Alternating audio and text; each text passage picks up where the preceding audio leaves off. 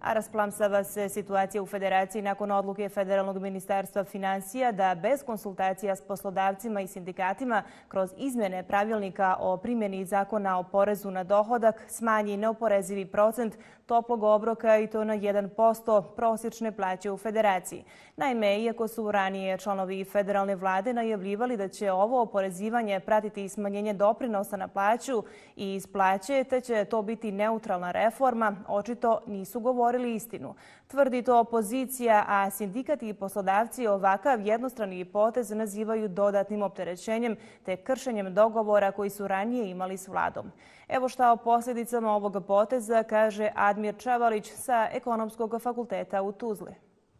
Reformskom agendom, da, istina je, definisani su načini da se u stvari poveća fiskalna disciplina, da se više oporezuje potrošnju, u stvari taj fiskalni teret stavi na potrošnju, ali s druge strane također akcionim planom reformske agende definisani niz mjera kojim se u stvari nastoji smanjiti fiskalno opterećenje prije svega rada, koje nažalost u kontekstu regiona Europe je zaista